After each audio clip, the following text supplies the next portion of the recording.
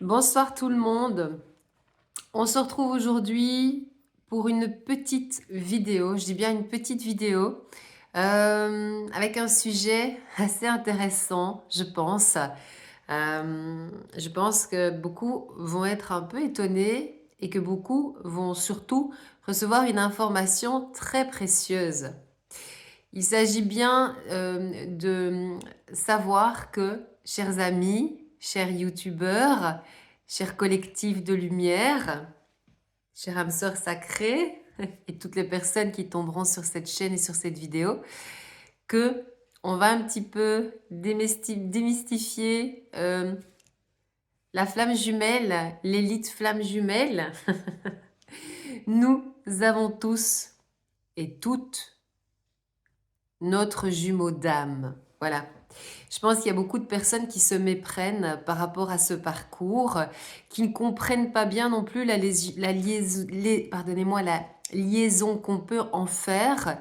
Quand on dit oui, on est en dernière incarnation et donc on est en parcours de flamme jumelle.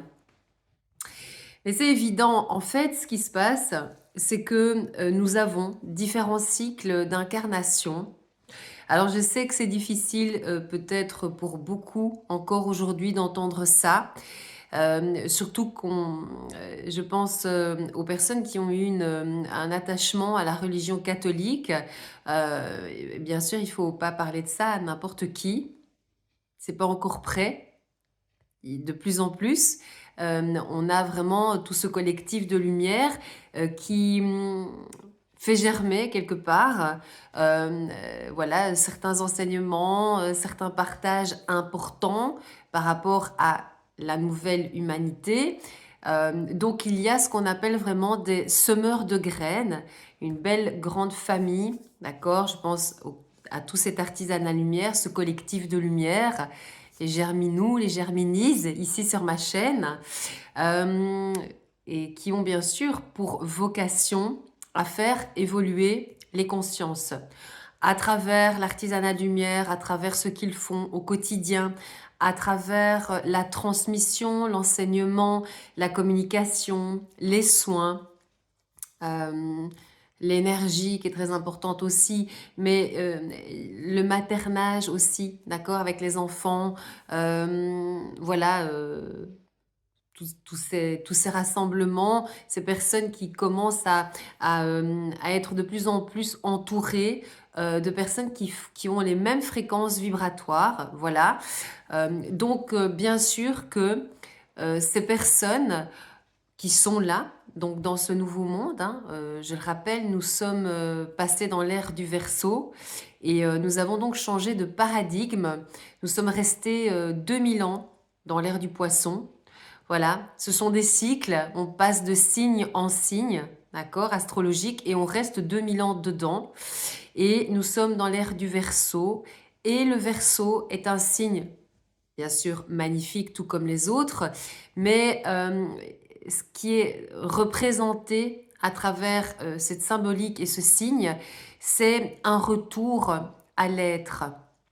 L'être dans toute sa nature divine, donc en toute reconnaissance de cette part divine. Donc nous sommes tous bien sûr reliés à la source et nous sommes tous issus de cette lumière d'amour. Bien sûr que les civilisations, les différentes époques, donc ça remonte, hein, on va pas toutes les tracer. Déjà, je n'ai pas une mémoire assez bonne, mais ça serait un non-sens. En tout cas, nous avons réellement tous des bagages, un bagage collectif, voilà, déjà très impressionnant, ce qu'on appelle vraiment la mémoire collective. Et nous avons aussi nos propres bagages, d'accord, karmiques à nous.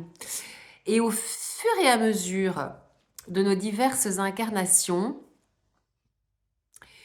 nous avons l'opportunité, en fonction bien sûr de nos avancées et de nos réussites. Les réussites, je parle de la réussite de pouvoir transcender certaines épreuves, de venir déjà travailler sur du karma, sur du transgénérationnel. Et donc, nous avançons progressivement d'incarnation en incarnation à une élévation, voilà, une élévation assez importante de l'âme, voilà. Quand nous approchons de la fin, donc de la fin de ce cycle d'incarnation ici sur Terre, nous entrons dans des processus de guérison tels que le parcours des âmes sœurs sacrées. Les âmes sœurs sacrées, bien sûr, font partie, en tout cas, ont décidé de venir vivre ce processus de transformation et de guérison avec une âme sœur. Donc, elles ne sont pas proprement dit, avec leur flamme jumelle, avec leur demi-âme.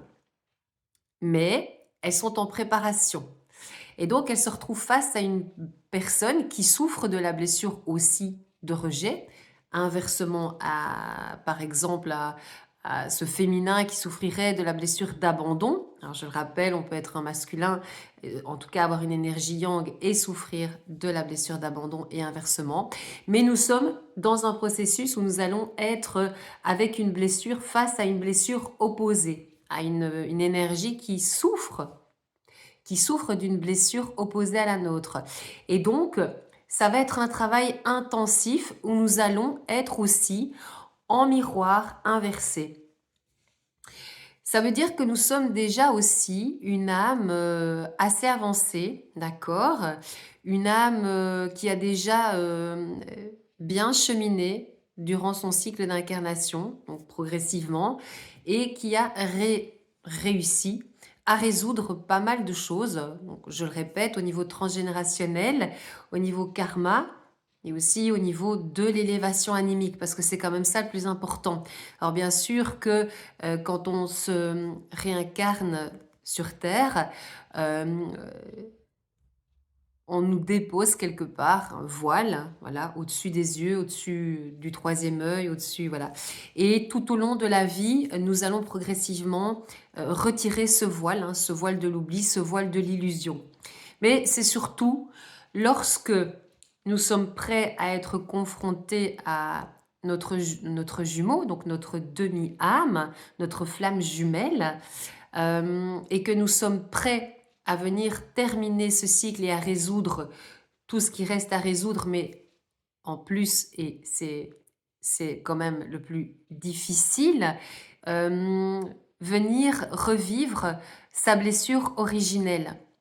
La blessure originelle, c'est l'instant où nous avons été séparés de notre jumeau alors que nous étions en symbiose, en parfait équilibre, en parfaite harmonie auprès de la source dans un œuf cosmique. Voilà. Et lors de ce Big Bang, donc de cette catastrophe, les œufs se sont craqués, se sont ficelés, se sont craqués, voilà.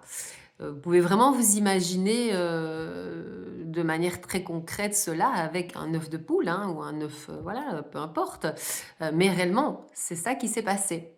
Et donc, c'est comme ça qu'on en vient à appeler ces blessures les blessures originelles. Donc, le runner, le masculin sacré, a été expulsé de cet œuf cosmique de manière puissante et le féminin sacré est resté dans l'œuf seul. Donc, a été réellement, en tout cas, s'est senti réellement abandonné. C'est ça les blessures originelles, d'accord? Et c'est ce que un de mes guides me disait quand on entend que certains et certaines pensent qu'ils doivent aussi travailler la blessure de rejet, c'est un non-sens. En tout cas, en ce qui me concerne, avec ce que j'ai reçu en médiumnité, en enseignement de la source et de mes guides, c'est un non-sens. C'est une question de principe même, rejet et abandon. Donc, lors de cette dernière incarnation, et c'est pour cela qu'on l'appelle la dernière incarnation, c'est parce qu'on va revivre cette chose très difficile hein, dans la matière, cette séparation déjà d'avec la source. Mais ça, on la vit en tant qu'individu, on la vit de manière, enfin, je veux dire, à chaque fois qu'on décide de se réincarner, quelque part, on vit une forme de séparation, d'accord, avec le monde céleste, avec la source. Mais en tout cas, on va venir revivre la séparation, la scission, d'accord, de l'œuf cosmique. On va la revivre ici dans la matière avec le jumeau. Voilà. Et on va, le but est de venir cicatriser sa blessure d'abandon, en comprendre tout ce qu'il en reste à comprendre, les comportements toxiques, le transgénérationnel, le karma, et remodifier voilà, tous ces codes génétiques, afin de devenir de plus en plus lumineux, de plus en plus autonome et surtout de s'aimer de manière inconditionnelle dans le but de pouvoir aussi aimer son autre de manière inconditionnelle et pouvoir aussi aimer les autres de manière inconditionnelle.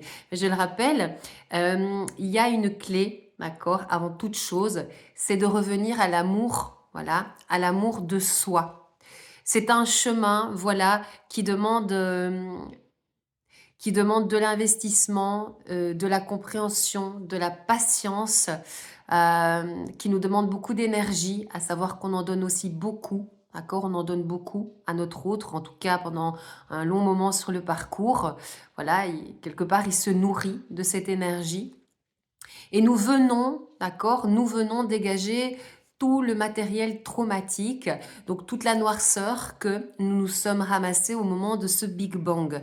Cette noirceur, nous l'avons gardée avec nous au fur et à mesure lors de nos incarnations, réincarnations. Quand on est dans un parcours de flamme jumelle, nous allons devoir, en tant que féminin sacré, dégager notre matériel traumatique, le matériel traumatique du couple, d'accord, du couple sacré. Je vous assure que quand vous avez dégagé le plus gros, vous vous sentez déjà beaucoup mieux. Alors, voilà l'importance ici de savoir que nous avons tous, voilà, information que j'ai reçue de la source, nous avons tous une flamme jumelle. Juste, le processus ne se fera pas au même moment pour tout le monde. Il y a ce qu'on appelle les éclaireurs, d'accord, les pionniers, qui ont décidé voilà, de venir voilà, à l'aube de cette nouvelle terre, de la création de cette nouvelle terre, de ce nouveau monde, de ce changement de paradigme, voilà, de cette déstructuration, de cet apocalypse. Mais l'apocalypse, vous savez ce que j'en pense, c'était plutôt pour moi une grande période de révélation et surtout, bien sûr, le fait de devoir déconstruire tout ce qu'il était nécessaire de déconstruire, d'accord? C'est pas fini, ça va continuer, on repart sur un cycle ici, bien sûr un cycle de 10 ans et ça va recommencer, d'accord? Mais en tout cas, nous passerons tous et toutes, d'accord? Moi j'y suis déjà. Le but, bien sûr, c'est d'aller jusqu'au bout, pour ne plus devoir se réincarner. Maintenant, il est évident que si le travail pour lequel vous vous êtes engagé en haut avec le divin, d'accord, c'est un choix d'âme, je le rappelle, hein, vous semble trop pénible, trop difficile, et qu'à un moment donné, vous décidez de ne plus continuer, c'est évident que, de toute façon, parce que l'âme voudra et pulsera pour revenir et terminer l'achèvement, hein, d'accord? Parce que c'est vraiment l'importance d'aller jusqu'au bout de la guérison. C'est le but pour l'âme, c'est l'évolution, d'accord? Donc, il y aura nécessité à se réincarner. Mais le but, c'est d'éviter cela, puisque votre âme, elle va de toute façon vous pousser. Vous allez pouvoir faire par moments des breaks durant votre parcours de flamme jumelle, mais votre âme vous poussera de toute façon à revenir dans ce parcours. Voilà, donc si vous tombez sur ma vidéo, d'accord, sachez que nous ne sommes pas des élites, c'est juste qu'il y a, voilà, un roulement qui s'est mis en place. Il y a des flammes jumelles qui ont des enfants, flammes jumelles. Il y aura d'autres flammes jumelles qui arriveront, d'autres générations. Et vous pouvez aussi savoir que moi, en consultation, j'ai aussi des personnes qui se rendent seulement compte, voilà, qu'elles sont dans ce parcours alors qu'elles ont déjà reconnecté à leur autre depuis peut-être 2 ans, 1 an, ou peut-être un peu plus. Voilà, donc tout est juste, d'accord?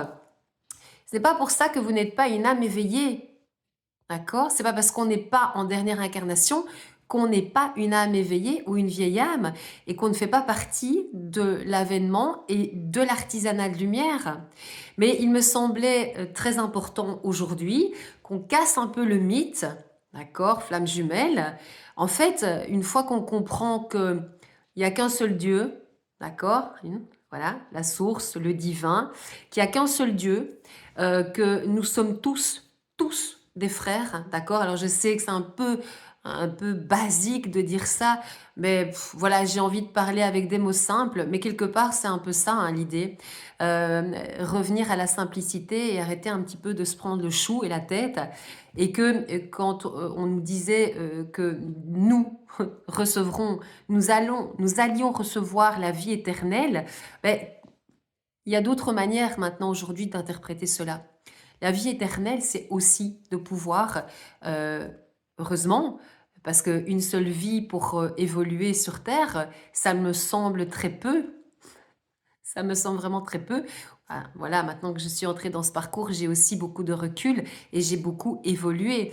Mais la vie éternelle, c'est aussi ça, c'est la possibilité de remonter, voilà, se ressourcer auprès de la source, voir un petit peu ce qui a été acquis, ce qui n'a pas été, ce qui n'a pas fonctionné, et de faire le choix de redescendre, voilà, avec un autre chemin de vie pour exploiter autre chose et venir peut-être vivre autre chose. Voilà. Donc voilà, on essaye un peu de se recibler, pardonnez-moi, de se recentrer et surtout de comprendre que les flammes jumelles, nous sommes tous des flammes jumelles. Vous avez tous un jumeau. Peut-être que vous ne l'avez pas encore rencontré. Peut-être que si. Voilà, à savoir. Mais je voudrais aussi juste encore préciser quelque chose. La différence entre une âme jumelle et une flamme jumelle, elle est très mince. Quand on vous dit que vous êtes avec votre âme jumelle, enfin un médium qui partage les mêmes opinions que moi, d'accord, qui a reçu les mêmes enseignements que moi, euh, qui vous dit oui, c'est votre âme jumelle, en fait, elle est juste en train de vous dire oui, vous êtes en face de votre jumeau d'âme, de votre demi-âme, mais vous n'êtes pas en dernière incarnation. Et donc l'appellation est différente. Vous n'êtes pas venu dans le but de rayonner, de vous guérir, de trouver votre propre mission d'âme. Et après, ensuite, lors de la réunion, voilà des deux polarités, hein, mais qui se sont guéries et qui se sont complètement harmonisées yin-yang, chacun de part et d'autre. Il y a ce qu'on appelle la fameuse mission d'âme commune qui est aussi très importante. C'est le but pour les flammes jumelles, d'accord? Voilà. Mais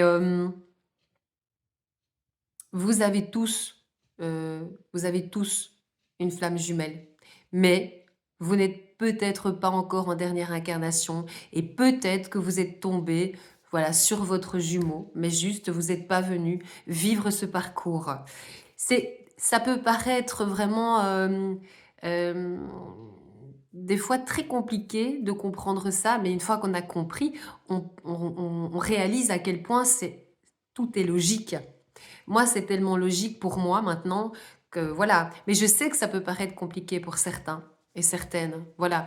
Il y a vraiment tout intérêt à être sûr d'être dans ce parcours de flamme jumelle. Je le rappelle, un parcours de flamme jumelle, c'est au minimum 10 ans. Au minimum 10 ans. Voilà. Je le dis parce que moi aussi, je suis en pleine transformation. Donc, il faut être sûr de ne pas perdre son temps. Et quand j'ai eu le cas hein, aussi, il y a dernièrement, hein, il vaut mieux à un moment donné fermer la porte et se dire, OK, j'avance dans la bonne direction. D'accord? Tout le monde n'est pas dans un parcours de flamme jumelle. On n'est vraiment pas beaucoup pour le moment dans ce collectif.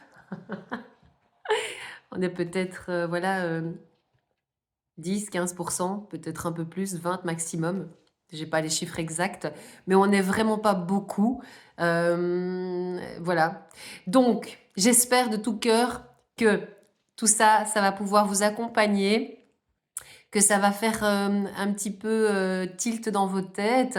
Voilà, comprenez que vous aussi, vous avez une flamme jumelle et que vous aussi, à un moment donné, vous traverserez ce parcours pour venir cheminer déjà pour votre propre guérison. Mais peut-être que vous êtes déjà en préparation aussi dans un parcours d'âme sœur sacrée ou en tant qu'artisan de lumière, vous êtes en plein développement personnel, vous intéressez à ces blessures, vous avez conscience que peut-être vous avez réitéré des schémas et vous êtes très tourné vers Gaïa, vers l'énergie, vers les soins, vers l'humanité, vers les animaux, voilà, que sais-je, vers la terre. Voilà, je ferme ici la parenthèse, mais c'était très important pour moi de venir mettre un petit peu au clair tout ça, en tout cas pour les personnes qui me suivent, qui sont abonnées à ma chaîne.